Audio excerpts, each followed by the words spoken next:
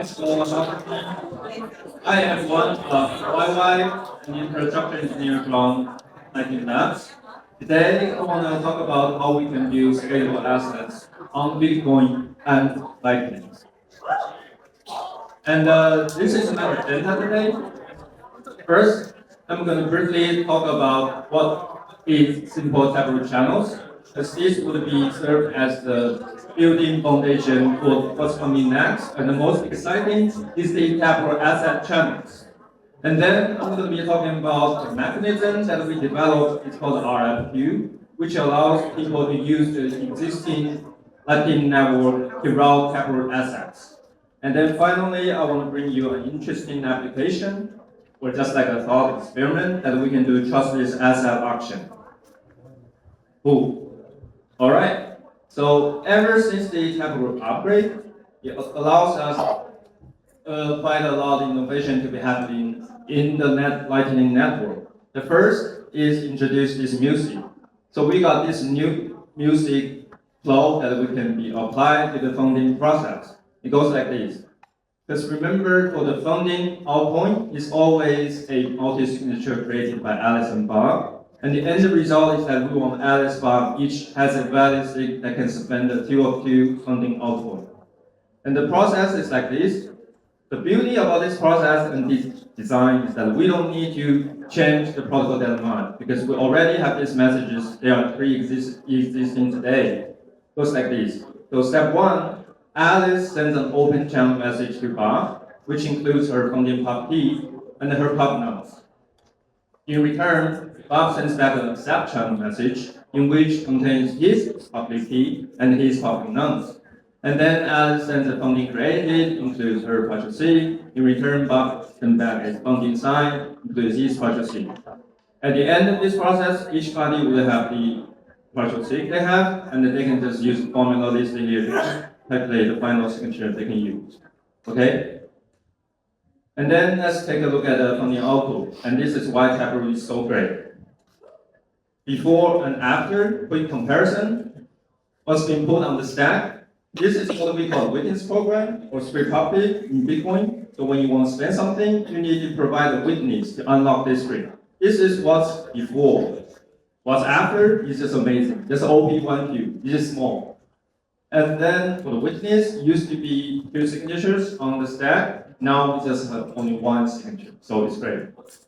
It's a pure game in my opinion. And let's quickly go over how we can construct a queue. Because we talked about this queue, but how can we compute this? It's fairly simple.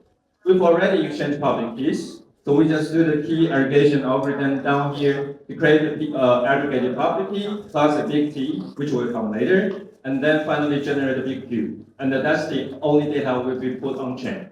As for the big T, notice here, this is what we call the key spending cap, which means there's nothing being hashed or committed to this big Q. So we just do a hash over the aggregated public key. And this is a recommended trick by the FIP. That's how we can disable script spending cap. And that's how we generate the witness or the signature. Because we already added some bug, thanks to the funding process where they have the partial sig. So we just do an aggregation and we generate the sig and we'll put it in the chain. And then that's it. That's how we operate the funding process. As for the local output, for those who don't know, the local output always have 2 spending conditions. Either the money can go to myself after some timeout, or the money can go to the remote side if they have the revocation signature, which is a punish mechanism used in the Lightning network. And okay, this is going to be a little bit crazy. So before, the script looks like this. I guess what? Now it just looks like this. So it's like a huge game, in my opinion. And how can we compute the Q, right? Yep, goes like this. So at the bottom, we have the spending conditions. There are 2 leaves, HA, HB. HA is the timeout script. HB is the revocation script. What do? We hash the scripts, create HA, HB. We hash the branches, create HAB, which is then become the script root. And then the script root is being concatenated with a nonce point, which will come later. And then we created what we call a tweak. We then use this tree, multiply by the big G, create a big T, add a nonce point, and then we finally generated the Q. So beautiful. And for those who don't know, a nonce point, you can view it as a point that's not on the curve.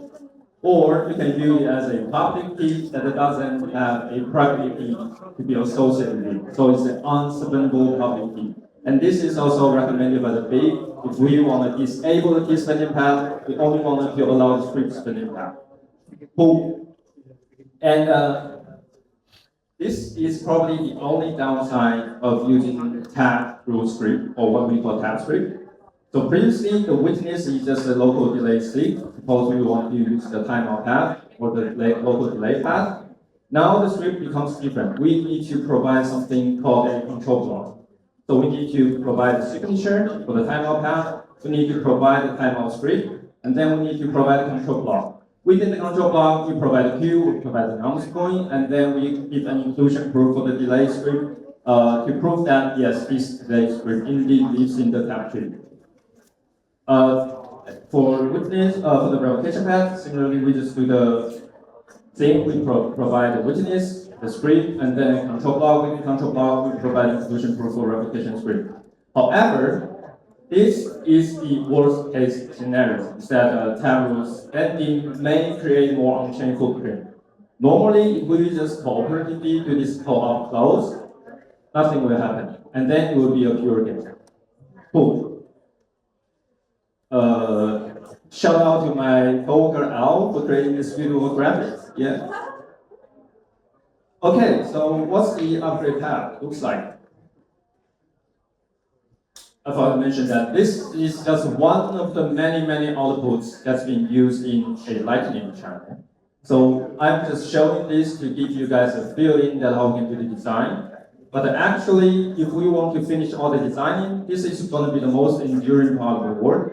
And luckily, we've already done this for you. So ever since Lightning LND v.0.17, we already provide you the ability to open a simple Taproot channel with your peer. So this is going to be a private channel that you can open this with your peer. And why it has to be private? Because we are still waiting for GOS 1.75. Because we don't know how to, or the network doesn't know how to route and understand Taproot output HTLCs. And then we still need a file sense, and then we need dynamic commitments, because we still want to upgrade the existing channels to use the Taproot output channels, because we don't want them to just force close or close and then open a new Taproot channel. We want to upgrade the existing channel to use that. Cool. Now comes the most exciting part. Quick recap on what is Taproot assets. All right, it's an overlay protocol for representing arbitrary assets on Bitcoin.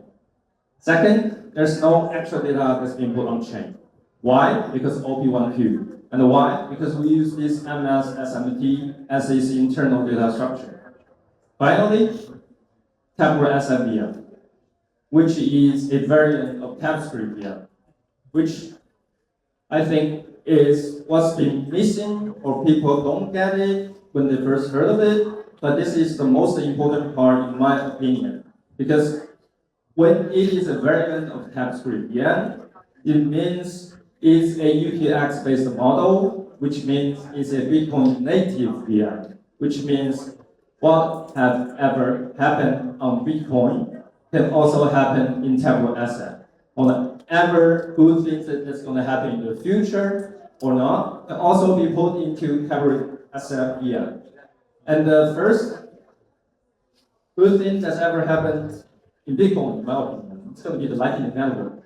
So of course, we want to use Lightning Network to route Taproot asset. This is why we want to bring simple Taproot asset channel into Taproot asset channel. And the reason, I think it's obvious already, because Lightning is just fast, Lightning is cheap, Lightning is already a largely deployed network with high availability. And like I mentioned before, because of the Bitcoin native design of the VM, we can easily just leverage the existing infrastructure, design, work, whatever has been done in the Lightning field. And then finally, we just do a simple upgrade to from simple Taproot channels to Taproot asset channels. Okay? And to make it more visual or easier to understand, I want to present you this HPLC flow. Suppose we have a block goes like this. A topology that Alice and Bob have a Taproot asset channel, say CNY. And then Dave and Eve would have a Taproot asset channel, say USB.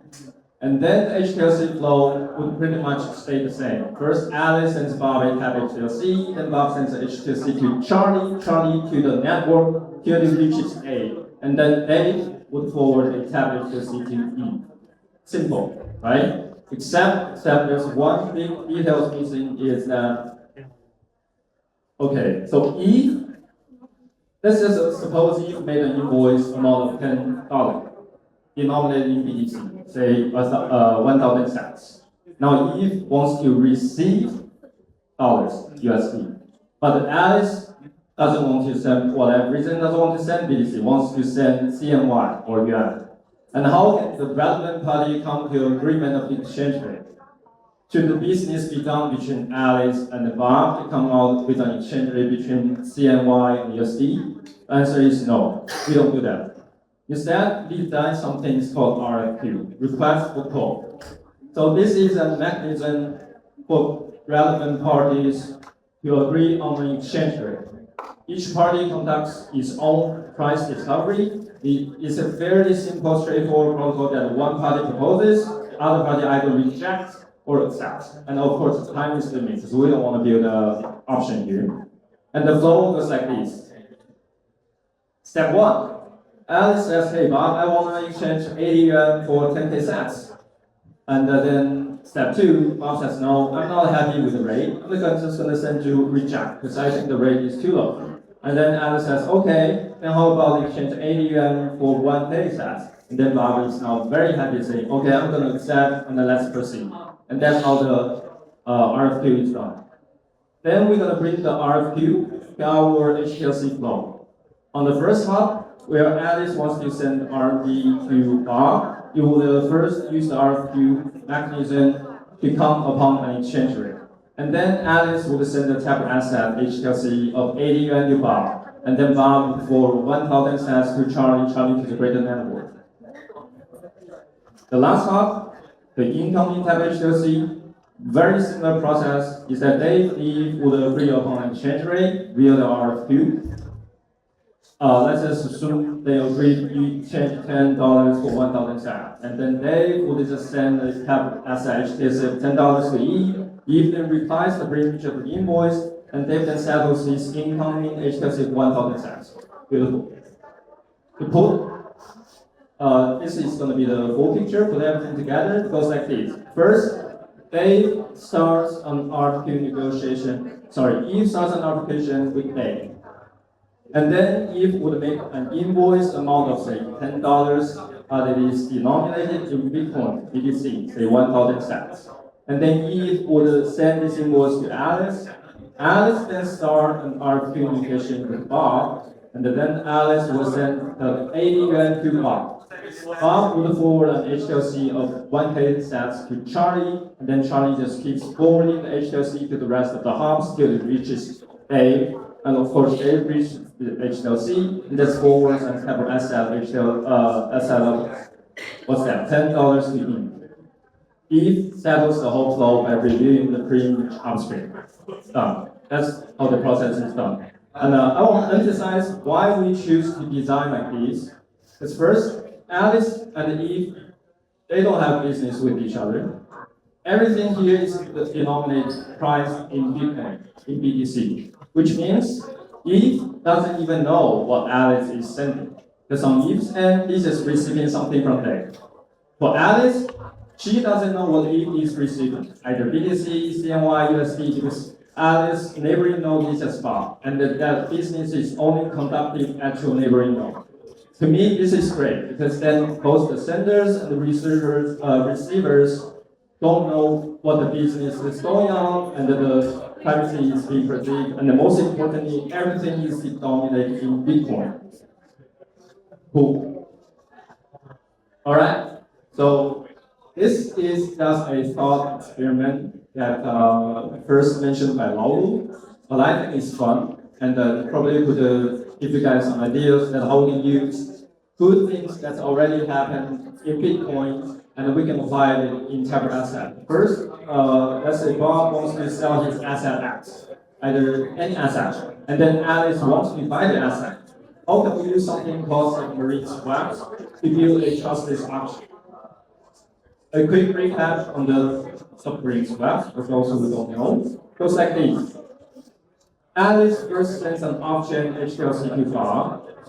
Bob then broadcasts a transaction that has an output. The output would require Alice privilege to spend. And then, after the broadcast, Alice would notice the transaction broadcasted by Bob. So, what's she going to do? She could then review the privilege on chain by spending the output broadcasted by Bob. And then Bob will just learn the privilege from Alice's transaction. And then Bob can settle his income HTLC with Alice. So that's the setup, and that's basically how submarine works. To bring this into Taproot asset, you can build a Taproot asset auction here. So it goes something like this. Again, we have a seller wants to sell asset X. We have a bunch of bidders. Suppose they already have channels open with the seller, like in our channels. The bidders can just off-chain HTLCs for bidding, send a bunch of HTLCs, and then the seller can choose the winning bid hash, and then broadcast a transaction with a tap HTLC, which requires the winning bidder's privilege to spend. And then the rest would be pretty much the same, is that the bidder would notice the broadcast, the bidder claims the asset are dealing the privilege on chain, and then the bidder broadcasts the transaction to claim the tap asset, and then the seller learns the privilege, and then the seller can then settle the incoming HTLC. And the whole process is just trusted. Cool. All right. The most exciting part, actually, I've been asked a lot before, and when this is going to be ready, right? Actually, as of yesterday, our CTO, mostly Ronaldo, has already made this demo on mainnet, demonstrating how this can easily be done using the you can send an asset over Taproot asset channels, and it's on mainnet, so everything's working. So I would suggest everybody stay tuned, because I suspect this is going to soon come into production. And finally, I actually want to show the demo. Would you? Thank you. Would you like go full screen? Thanks. Yeah, that's the resolution. It's cool. Could you pause? So here goes the channel topology. It goes from Zane, which is a Taproot asset holder, and then it goes to Yara. So they have a Taproot asset channel. Then Yara goes to Carlo. They have like a native Bitcoin Lightning Network channel, and then Carlo with Dave, and they have a Taproot asset channel. So pretty simple topology to do. Okay, so we just want to show the first node's balance to show you guys that how the balance is being deducted after the sending. And then the most important data here is that we have this custom channel data field. Within here we have something called ifbox, which is a useless test point. Yeah, so don't put it on this. Yeah, let's go. And this is the second node balance. Again, look at the custom channel data, big box, boom. And then that's the third node. Again, custom data, big box, and then the final node, custom channel data, big box, boom. And the process goes like this. Thank you. So Zane, which is the sending node, notice that Zane doesn't have any RFQ calls so far. So what Zane needs to do is to negotiate this with Carl. And then they would be the receiving node. Thank you. And he already has an RFQ process. So remember, the RFQ process can be independent of the whole sending process. That's why they already have this RFQ here, and then the ask price has already been put here. And now we want to route the Taproot assets. Dave would first create an invoice saying that he wants to receive B-box. So we just call this command that Dave, let's just add an invoice.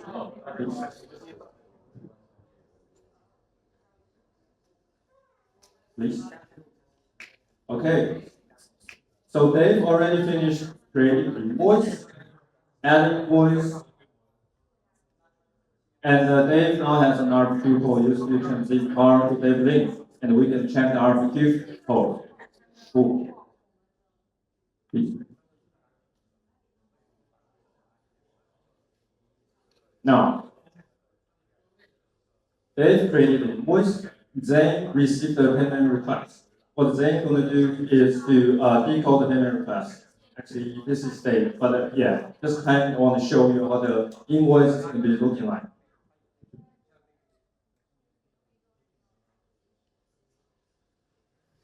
Now, Zane will just pay the invoice using their beef box.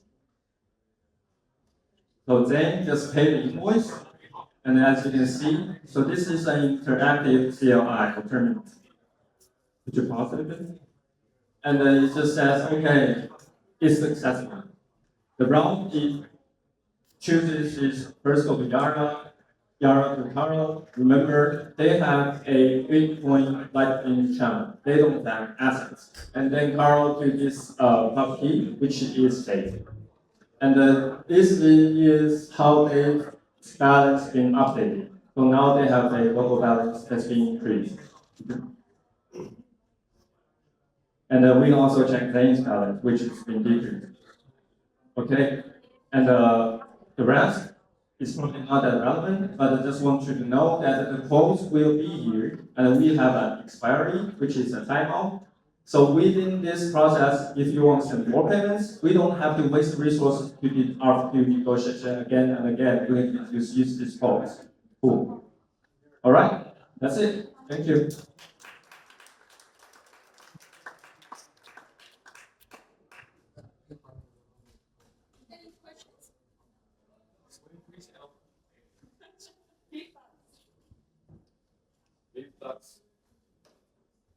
Want to be extremely clear that Bitbox is created for testing purpose only. It has no value, so yeah.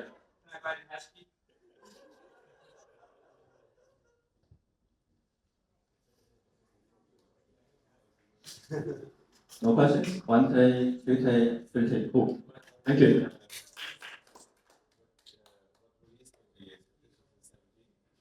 No. This is happy. Yeah. And I would say 3V03.4, something like that. Yeah. Because we already have a demo created, which means we have working code. What's coming next is that we're gonna engineer the shit out of it to make sure it's working as expected, and all the edge cases have been caught, secure, all the things we're gonna consider. So I would suspect maybe 2 to 4 weeks, something like that. But no promises. No promises, though. Yeah, because I'm always over optimistic about this kind of things. So don't trust me. Don't trust me. In 2 weeks, yeah. Yeah. So we have like it sounds like this will open like business opportunities for people that have like certain currencies and they want to run nodes. Like, what how do you think about that? Are they going to be institutions, small time people do that? I'm probably not a guy to answer that because I don't have a business. Yes, yeah. But I just want to say the RFQ, although I just show you how you can negotiate prices here, I can just say that there's too many applications can build just using the RFQ negotiation. Because you think about this, we're exchanging information using this simple process. What if I say design something, okay, I'm a big node, I'm accepting all the RFQs, and then I'm just trying to be the matching point in the hub. Then I think it starts to sounds like an exchange platform that you can just build on top of RFQ. Yeah, but just one thought. Yeah. It's only between the node that already have like a channel. Exactly. Yeah. Yeah. either your upstream peer or your downstream peer. Yes.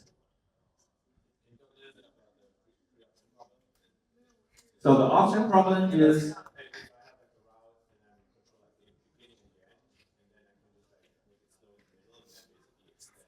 yeah. Yeah. So that's why we put an expiry here. So usually like 60 seconds.